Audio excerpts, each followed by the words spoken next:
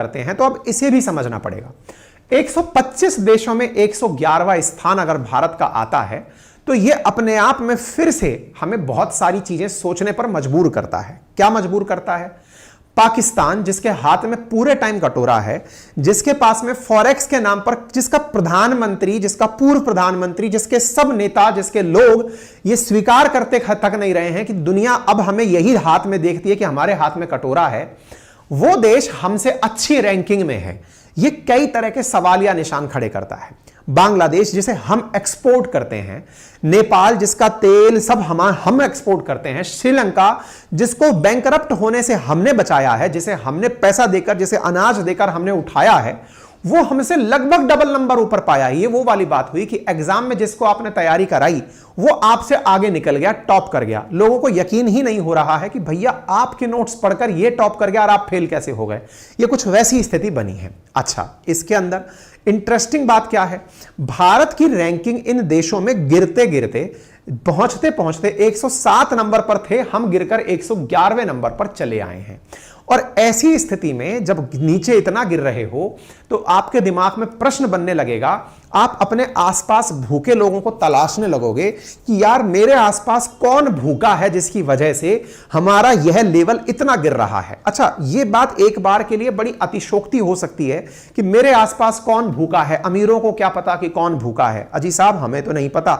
हम अगर अपने आप को अमीर भी मानते हैं, हम तो एक जनरल ऑब्जर्वेशन ये करते हैं कि जब भारत सरकार इतनी सारी योजनाएं लेके, आंगनबाड़ी से लेके पोषण अभियान से लेके राज्य सरकारों के द्वारा रसोइयों से, इंदिरा रसोई से, अम्मा रसोई से, दीनदयाल रसोई से 5-5 रुपए में, 2-2 रुपए में खाना खिला रही है, सरकार के द्वारा इतना अनाज बांटा जा रहा है, दुनिया के लिए अनाज हम राशन के द्वार मुफ्त में खोलकर रखे हुए हैं, ये सब जा कहां रहा है? और अगर जा रहा है तो फिर वो लोग हमें दिख क्यों नहीं रहे? सरकारों को क्यों नहीं दिख रहे? सरकारों को यह बात बुरी क्यों नहीं लग रही कि यार ये क्या हो रहा है? या तो वो लीक हो रहा है, किसी को पता ही नहीं है, और अचानक एक एजेंसी आती है जो हमारे बारे में डेटा जुटाती है और कहती है देखो ये रहा भूखा। तो अब हमें यह जानना पड़ेगा ये एजेंसी आफ्टर ऑल कैसे इस डेटा को कवर करती है। हमें जिसको नहीं पता कि हम भूखे हैं, इनको कैसे पता कि हम भूखे हैं भाई? और इन्हें दूसरों की थाली में घी कैसे दिख जाता है? इंडिया में इतना बुरा हाल क्यों दिखता है? सारी की चर्चा की जाएगी। पहले टॉपर्स को जान लेते हैं। जैसे कई बार रिजल्ट आया, जैसे मध्य प्रदेश के अंदर पटवारी परीक्षा का रिजल्ट आया तो लोगों को बड़ा संदेह हुआ, भाई ये कौन है जिसको यही नहीं पता कि यहां की राजधानी क्या है, उसने पटवारी परीक्षा में टॉप कर लिया। ऐसे ही इस परीक्षा के अंदर जिन्होंने टॉप किया उनमें नाम देखते हैं तो निकलकर नाम आता है बेलारूस का, वो जो कि तानाशाही में है, जो कि लुकाशेंको के शासन में है, दुनिया ने इसके ऊपर दबा के प्रतिबंध लगा रखे हैं, वो टॉपर निकल कर आया है हंगर इंडेक्स में, यानी कि उसको कोई भूख नहीं है भाई साहब। Bosnia, Chile, China, Croatia, Estonia, Georgia, Hungary, Kuwait, Latvia, Lithuania, Moldova, Montenegro, North Macedonia, Romania, Serbia, Slovakia, Turkey, United Arab Emirates और उरुग्वे, ये वो देश हैं जो कि टॉपर लिस्ट में शामिल हुए हैं कि ये तो फुल टॉप कर गए, इतना जबरदस्त इन्होंने परफॉर्म किया है। अच्छी बात है साहब।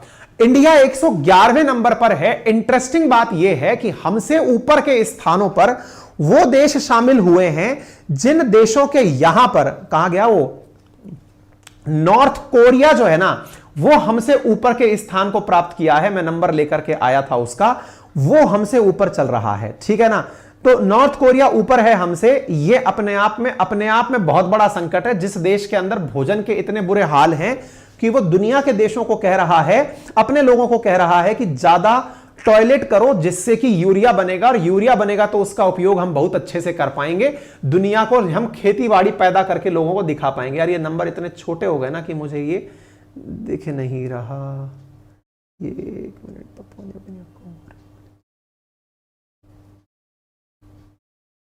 ये लेटर्स के साथ मैं देख नहीं पा रहा हूं। खैर ध्यान पड़ जाएगा तो मैं दिखा दूंगा आपको, ठीक है। उसको भी हमसे ऊपर की तरफ रखा गया है। सूडान हमसे ऊपर रखा गया है। मतलब इस तरीके से आप चीजों को और देख लीजिए। चलिए उसको ढूंढ लेंगे अपन, ठीक है। चलिए आगे बढ़ते हैं। तो ऐसी स्थिति में 5 मिनट रोक लो, क्लास करके आ रहा हूं। ऐसी स्थिति में बड़ा पॉइंट यह बनकर आता है कि जो ये ग्लोबल हंगर इंडेक्स है, इसमें भारत का स्कोर बहुत ज्यादा खराब है।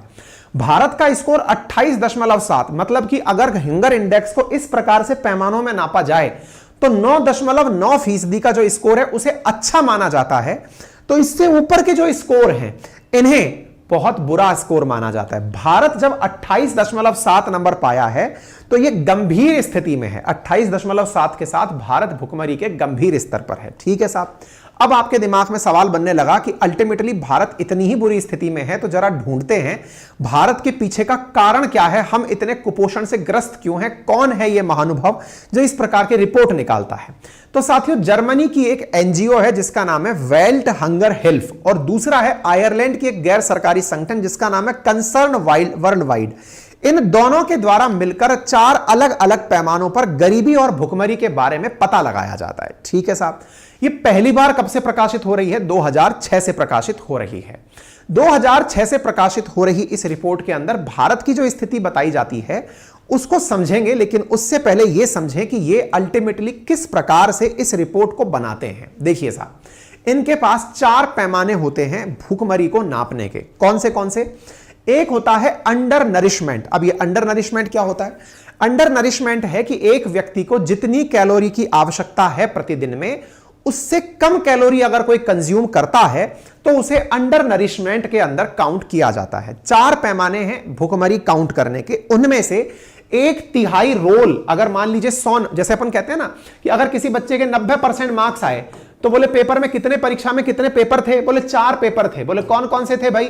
मैथ थी, साइंस थी, इंग्लिश थी और हिंदी थी। 4 सब्जेक्ट थे। बोले ठीक है, इन 4 सब्जेक्ट के अंदर जो मैथ है वो इस 90% में 1/3 नंबर की है, यानी कि अगर एवरेज निकालोगे तो 1/3 इस परसेंटेज में मायना मैथ के नंबर का होगा। ऐसे समझ लीजिए कि अंडर नरिशमेंट, अगर हमारा स्कोर बहुत बुरा आया है तो अंडर नरिशमेंट इसके अंदर 1/3 स्थान रखता है। चलिए मान लेते हैं। बाकी बचे 2/3 रह गए, वो कौन से रह गए? उनमें से एक है चाइल्ड स्टंटिंग। अब ये चाइल्ड स्टंटिंग क्या है? चाइल्ड स्टंटिंग है the share of children under age 5 who have lower height for their age reflecting chronic undernutrition। इन्होंने जो दूसरा कारण बनाया है जिसको 1/6 नंबर दिए हैं, 2/3 में जो 1/3 मतलब हिस्सा जो है वो है चाइल्ड स्टंटिंग। चाइल्ड स्टंटिंग का मतलब है बच्चे की हाइट का कम रह जाना, और बच्चे की हाइट के कम रह जाने में जो बड़ा कारण माना गया वो क्या है कि बच्चा कुपोषण का शिकार है, इसलिए उसकी हाइट कम है। कितने साल के बच्चे की बात की गई है? 5 साल से नीचे के बच्चे की बात की गई है। ठीक है साहब। दूसरा है चाइल्ड वेस्टिंग। ये क्या है? The share of children under age 5 who have low weight for their height, यानी जिसकी हाइट के हिसाब से जिसका वजन कम है, जिसे हमने चाइल्ड वेस्टिंग कहा है। वेस्टिंग मतलब इसकी हाइट के हिसाब से वजन इतना होना चाहिए था, उतना वजन इसका नहीं है। यह भी किसके लिए काउंट किया गया है? 5 साल से कम बच्चे के लिए। ठीक है साहब। तीसरा है चाइल्ड मॉर्टेलिटी, बच्चे की मृत्यु दर। Reflection children who died before their 5th birthday, यानी 5 साल का जन्मदिन मनाने से पहले ही यदि बच्चा मर गया हो तो ऐसी स्थिति में इसे भी भुखमरी का आधार माना जाएगा। अब ध्यान से समझना, यहां पर जो सारा की सारा क्रिटिसिज्म होता है इस रिपोर्ट का वो इसीलिए होता है कि आज भारत के अंदर 140 करोड़ लोग रहते हैं। ठीक बात है। 140 करोड़ लोगों में अगर हम ये माने कि आपके द्वारा जो रिपोर्ट दी गई है, इस रिपोर्ट में ये आपकी रिपोर्ट एकदम सही है, भारत के बारे में एकदम सही जानकारी निकालती है, तो आपकी रिपोर्ट का जो 75% हिस्सा है वो 5 साल से कम बच्चों के ऊपर केंद्रित है। 5 साल से कम उम्र के बच्चों पर केंद्रित है, पहली बात। 25% जो हिस्सा है आपकी रिपोर्ट का वो कैलोरी के ऊपर है, जो कि अडल्ट्स के ऊपर लागू होती है। ठीक है साहब। 140 करोड़ में से बच्चे कितने होंगे? एक बार के लिए रफ आइडिया, सरकार 7 करोड़ मानती है 5 साल से कम के। मैं बोल रहा हूं कि यदि ये 25 से 30 करोड़ भी है एक बार के लिए, मतलब सब तरह से भी आप जैसे भी काउंट करना चाहो, कुछ पता चल रहा है काउंटिंग में नहीं है, फलाना भी नहीं है, तो भी ये कैसा फेयर मार्किंग सिस्टम होगा कि आपने बच्चों का सैंपल लेकर के बड़ों को कह दिया कि तुम भूखे हो। मतलब आज आप और हम जैसी उम्र के जो लोग हैं, और सिंपल सी एक और इंपॉर्टेंट बात है, इंडिया में इतनी ज्यादा डाइवर्सिटी है। अब जैसे बेलारूस है, उसकी एक पर्टिकुलर ज्योग्राफी है, एक पर्टिकुलर रेस है, एक पर्टिकुलर क्रीड है। बेलारूस के अंदर वो लोग मुट्ठी भर लोग हैं, करोड़ के आसपास वो रहते हैं। उन लोगों की एक जैसी कद काठी, हाइट, हेल्थ सब एक जैसी संभव है, लेकिन इंडिया में इतनी कल्चरल, अगर हरियाणा और पंजाब साइड जाएंगे तो लोगों की हाइट भी अच्छी मिलेगी, लोगों का पोषण स्तर भी अच्छा मिलेगा और लोग कद काठी वाले भी मिलेंगे। लेकिन वहीं आप पहाड़ी इलाकों में चले जाएंगे, अगर आप उत्तराखंड साइड में चले जाएंगे, सिक्किम साइड में चले जाएंगे, नॉर्थ ईस्ट साइड में चले जाएंगे, वहां लोगों की हाइट भी कम है और उसके हिसाब से वजन भी तुलनात्मक रूप से कम है। वहीं आप साउथ की तरफ चले जाएंगे, हाइट कम हो सकती है लेकिन शरीर सुडौल हो सकता है। यानी कि भारत में रीजनल डाइवर्सिटी इतनी ज्यादा है कि हाइट के साथ आप उसके वजन का जो कंपैरिजन कर रहे हैं वो एक, मतलब वो कहते हैं ना कि एक ही लाठी से सबको हाँकना, भारत के लिए यह लाइन प्रैक्टिकली पॉसिबल नहीं है। तो कई सारे आधार, जिनमें से पहला आधार क्या है कि आप 75% आपकी रिपोर्ट में 5 साल से कम के लोगों को रखा है आपने, पहली बात। ऐसी स्थिति में उनके आधार पर 140 करोड़ लोगों को यह कह देना कि तुम भूखे हो, यह तो मानहानि का मामला हो गया। भारत के लोग उठ करके इस पर मानहानि कर सकते हैं कि यार तुम किस आधार पर कह रहे हो भाई, ये तो बताओ। नंबर एक। नंबर दूसरा, अगर आपको लगता है कि हाइट है, वेट है, ये सब मैटर करते हैं, तो आपके पास कौन सा एक स्टैंडर्ड पैमाना है कि हां भाई, जैसे हमारी परीक्षाओं में होता है, आज आप लोग पेपर देने जाते हैं, मल्टीपल लेवल पर पेपर होता है। जैसे मान लीजिए एसएससी का कई बार कई सेट में पेपर हो गया, या रेलवे का कई सेट में पेपर हो गया, कई सेट आसान आ जाते हैं, कई सेट टफ आ जाते हैं। तो उस समय सॉल्यूशन क्या होता है, स्केलिंग कर दो, जो टफ वाला है उसको थोड़े ज्यादा नंबर दे दो, जिसके ज्यादा नंबर आए उसको कम कर दो।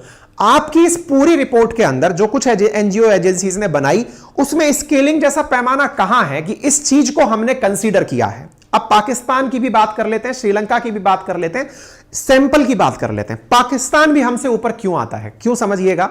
पाकिस्तान भी जिस प्रकार से पंजाब हरियाणा के लोग कद काठी में अच्छे होते हैं, पाकिस्तान के अंदर जितने भी लोग हैं वो पूरी की पूरी फर्टाइल लैंड वाले लोग हैं, वो सिंधु की खेती वाली उपजाऊ भूमि, क्योंकि पाकिस्तान जब बना उसने वो पूरी उपजाऊ लैंड हमसे ली थी, जिस जगह पर एग्रीकल्चर बहुत अच्छा होता है। पंजाब वाला एरिया, जो इंडिया में पंजाब हरियाणा पर लागू होती हैं चीजें, वो उनके भी पंजाब पर लागू होती है। और पाकिस्तान की मेजॉरिटी पॉपुलेशन पंजाब में रहती है, पाकिस्तान के पंजाब में। ऐसी स्थिति में उनकी हाइट और उनकी कदकाठी और उसके हिसाब से वजन तुलनात्मक रूप से सही मिलता है। यानी कि इस रिपोर्ट में इतना फ्लॉ है कि यह रिपोर्ट अपने हिसाब से उन चीजों पर बात ही नहीं करती कि हमने इस चीज को कंसीडर किया है। नंबर एक बात। दूसरी बात क्या होती है, इसमें जो रिपोर्ट कलेक्ट की जाती है, जहां अब इनसे पूछो कि ये रिपोर्ट कहां से लेकर आते हैं, ये कहीं से भी तो लेकर के आते होंगे, आते हैं, देखते हैं। UN food and agriculture organization से ये रिपोर्ट कलेक्ट करके लाते हैं, एफएओ से। इसी प्रकार से United Nation children fund and world health organization, world bank, demographic and health survey, इनके द्वारा ये रिपोर्ट लेकर आते हैं। यानी ये खुद सैंपल कलेक्ट नहीं कर रहे, ये औरों के सैंपल से छान करके निकालते हैं और उसके आधार पर अपनी एक रिपोर्ट बाहर निकाल देते हैं। इसके साथ साथ यूएन की inter agency group for child mortality estimation, इसके द्वारा यह सैंपल सर्वे कलेक्ट करते हैं। अब सबसे पहले हम बात कर लेते हैं फूड एंड एग्रीकल्चर ऑर्गेनाइजेशन की। देखिए साहब, बात ऐसी है, फूड एंड एग्रीकल्चर जो ऑर्गेनाइजेशन है वो सैंपल कलेक्ट करता है पोषित आबादी के अनुपात से, और वो 3000 लोगों के सैंपल सर्वे से यह अनुपात बाहर निकाल लेता है। इंटरेस्टिंग बात यह है कि भारत की 140 करोड़ आबादी को नापने का, पोषण के लिए सैंपल कितने का लिया गया, 3000 लोगों का लिया गया। यह वो वाली बात हो गई कि भारत जैसे डाइवर्सिटी वाले देश में, जहां आपको कैलोरीज के बारे में जानकारी अलग अलग लेवल पर, अलग अलग स्तर की मिलेगी, वहां 3000 लोग आपने लिए और उनसे आपने भारत को नाप दिया कि भारत ऐसा है। दुनिया में सबसे ज्यादा पॉपुलेशन रखने वाला देश ना केवल पॉपुलेशन रखता है बल्कि सबसे ज्यादा कल्चरल डाइवर्सिटी, सबसे ज्यादा हर तरह की डाइवर्सिटी रखता है। इस डाइवर्स कंट्री के लिए एक सिंगल पॉइंट में अगर कोई बात निकाल देता है। अच्छा, और सबसे इंटरेस्टिंग बात क्या है, हम इंडियंस को जैसे ही ये लोग अपनी रिपोर्ट बताते हैं, हमें अपने ऊपर सेल्फ डाउट होने लग जाता है, यार हम तो भूखे मर गए भाई, हम तो भूखे मर गए, हमें तो पता ही नहीं हम भूखे हैं। अब ये जो भूखे हैं वाली शब्द है, इसको राजनीति में एक टूल के रूप में उपयोग लिया जाता है। राजनीति के अंदर कोई भी सरकार रहे, वो इस रिपोर्ट को हमेशा उठाएगी। अगर आज एनडीए शासन में है और दूसरी तरफ इंडी गठबंधन अपोजिशन में है, तो वो उठाएगा, देखो सरकार ने भूखे मार दिया लोगों को। अब अगर यूपीए शासन में है, एनडीए अपोजिशन में है, वो उठाएगी, देखिए इन्होंने भूखा मार दिया। हथियार दुनिया के सामने अच्छा बनने का उपयोग किया जाता है इस रिपोर्ट को, आप सबके सामने यह दिखाने के लिए कि देखो इस सरकार ने भूखा मार दिया। वास्तविकता में सरकार पूरे देश में कोई सी भी हो, कि मतलब अपने देश में किसी की भी सरकार हो, ये इंडेक्स में बहुत बड़ा फ्लॉ है। और ये इस तरह का जो फ्लॉ निकालने, इसी प्रकार से जैसे कई बार होता है ना कि बोले सर भारत की ग्रोथ पर भी हमें क्यों खुश होना, कुछ ही लोगों का तो पैसा बढ़ता है। बिल्कुल सही बात है। इंडिया की ग्रोथ में जो सबसे बड़ी जो कमजोरी है वो भी यही है कि इंडिया में पैसा बढ़ता है तो भी कुछ चुनिंदा लोगों के पास बढ़ता है और हम खुश हो जाते हैं कि हमारी पर कैपिटा इनकम बढ़ गई। वास्तविकता में हमारी नहीं बढ़ी होती है, ठीक है ना। इन रिपोर्ट्स के पैमाने में बहुत सारी कमियां हैं, लेकिन अगर इनकी चुनौतियों की बात की जाए तो वो हमने आप लोगों को बताया। अच्छा, अब सबसे बड़ा सवाल निकल कर आता है कि सर अगर ऐसी ही बात है तो फिर हम लोग इस बारे में चर्चा क्यों नहीं करते, इस रिपोर्ट को हम ये क्यों नहीं बता पाते कि भाई भारत के अंदर राज्य सरकारों के द्वारा अपने अपने लेवल पर इतने सारे तरह के स्कीम चलाई जाती हैं कि तुम लोग अगर पोषण की बात करते हो ना तो राजस्थान के अंदर इंदिरा रसोई चलती है, किसी दूसरी जगह पर कोई और रसोई चलती है, दीनदयाल किचन चलती है, कहीं पर जन रसोई चलती है, कहीं पर अम्मा किचन चलती है। हर राज्य के द्वारा 5-5 रुपए में, 2-2 रुपए में भरपेट भोजन खिलाने की योजनाएं चलती हैं। प्रधानमंत्री गरीब कल्याण अन्न योजना चलती है, आंगनवाड़ी स्कीम चलती है। भारत के अंदर पोषण को लेकर के कितना काम होता है। और दूसरी बात, पोषण के साथ साथ अगर यह कहा जाए कि 2 रुपए भी किसी के पास नहीं है तो भाई सरकार के द्वारा रोजगार गारंटी भी चलती है। 255 रुपए प्रतिदिन के हिसाब से राजस्थान में दिया जाता है एक आदमी को मनरेगा की मजदूरी के नाम पर। कहने का कुल मिलाकर मतलब यह है कि इंडिया में पर कैपिटा इनकम इतनी भी कम नहीं है कि 2 रुपया आदमी या 5 रुपया आदमी अपनी भोजन पर खर्च ना कर सके। सरकार गरीब कल्याण के तहत अनाज भी बांटती है। दिक्कत क्या है, पैमानों के अंदर दिक्कत है। तो क्या हम इस बात को अवॉइड कर दें कि हमारे यहां कोई भूखा नहीं है? नहीं, भूखे हैं हमारे यहां पर, और हमारे यहां पर भूखे लोगों को लेकर के कई बार यूनिसेफ ने भी रिपोर्ट जारी की है और कहा गया है कि भारत ने 415 मिलियन पीपल लोगों को एग्जिट किया है पॉवर्टी लाइन से मात्र 15 साल के अंदर। यह एक बड़ा नंबर है। 41 करोड़ लोगों को हमने पॉवर्टी से बाहर निकाला है। यह कोई छोटा नंबर नहीं है। भारत पॉवर्टी से बाहर निकाल रहा है दुनिया में। हम एक अपने आप में यूनाइट जो सस्टेनेबल गोल है उसके अंदर एक बहुत बड़ी चीज है हम, ठीक है ना। तो ऐसी स्थिति में आज भी भारत के बहुत से लोग ऐसे हैं जो भयंकर गरीबी का सामना कर रहे हैं, लेकिन केवल एक लाइन पर सबको हाँक देना सही नहीं होगा और उस आधार पर कंपैरिजन कर देना। जब भारत दुनिया के हर स्तर पर सुधार श्रेणी में आगे बढ़ रहा हो, चाहे पोषण हो, चाहे बाल मृत्यु हो, चाहे रसोई ईंधन हो, सैनिटेशन हो, पेयजल हो, बिजली हो, आवास हो, हर चीज में अगर सुधार की बात हो रही है तो ऐसी रिपोर्ट्स के आधार पर ना तो ग्रोथ के आधार पर बहुत खुश होने की आवश्यकता है और ना ही ऐसे रिपोर्ट से डिप्रेस होने की आवश्यकता है, क्योंकि भारत दुनिया को पोषण दे रहा है। अफगानिस्तान को असिस्टेंस हम दे रहे हैं, श्रीलंका को असिस्टेंस हम दे रहे हैं, म्यांमार को असिस्टेंट पोषण की हम दे रहे हैं और हम ही को कोई नाम दे रहा है। तो ये था कुल मिलाकर के ऑब्वियस सा आंसर आपके सामने, ठीक है।